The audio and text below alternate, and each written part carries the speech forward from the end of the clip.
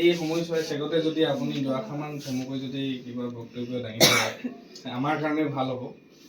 নাই, ফাৰ্ষ্টটো আপোনালোকক ধন্যবাদ জনাইছোঁ। আপোনালোকে বহুত ভাল এটা কাম কৰিছে, যিয়ে আমাৰ নৰ্থ ইষ্টত জব অপৰচুনিটি বহুত কম। তো আপোনাৰ দ্বাৰাই আমাৰ ডেকা ল'ৰা ছোৱালীবিলাকে এটা অপৰচুনিটি পাইছে যে তেখেতসকলে এটা ভাল চাকৰি পাব পাৰে।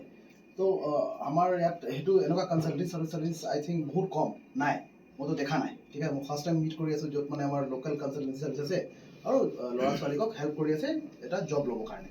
তো এইটো বহুত ভাল পাইছোঁ, সেইটো তেনেকুৱা হ'ব লাগে।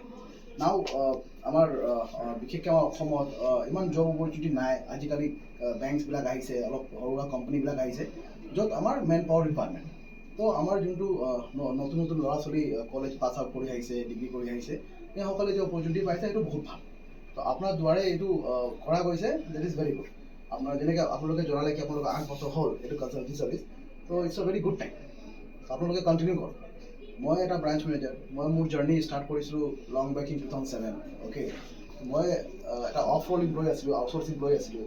তো মই মোৰ জাৰ্নি ষ্টাৰ্ট কৰিছিলোঁ উইথ এক্সিছ বেংকৰ পৰা ইন 2007।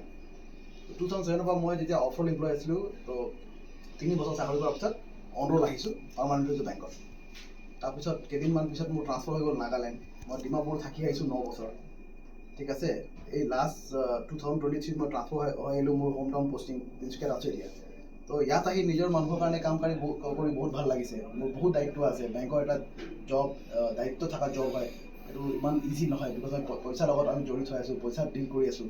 তো এটা ফেথ লাগে, মানুহ বিশ্বাস লাগে কি বেংকত আহি মানে আমাৰ কামটো হ'ব আৰু পইচা ছেফ থাকিব। তো বেংকৰ জবটো ইজি নহয়। অ'কে, ইয়াত বহুত ৰেচপনচিবিলিটি আছে, বহুত আমাৰ ভালদৰে কাম কৰিব লাগে। অ'কে, তো আমি এনেকুৱা কেণ্ডিডেট আমিও বিচাৰোঁ, কেতিয়াবা আমাৰ জব অপেনিং থাকে। তো আপোনাৰ দ্বাৰা যদি কিবা ভাল কেণ্ডিডেট থাকে আমাক ৰেফাৰ কৰিব। অ'কে, অৱশ্যে আমি বিচাৰোঁ কি ভাল কেণ্ডিডেট যদি আমাৰ ইয়াত আহে আমিও সিহঁতক গ্ৰুম কৰি সিহঁতৰ কেৰিয়াৰটো আগলৈ যাব পাৰোঁ। তো আমি তেনেকুৱা আমাৰ অপৰচুনিটি থাকে, এনেকুৱা যদি থাকে মই আপোনালোকক যোগাযোগ কৰি আমাক সহায় কৰিব। ঠিক আছে, থেংক ইউ। ধন্যবাদ।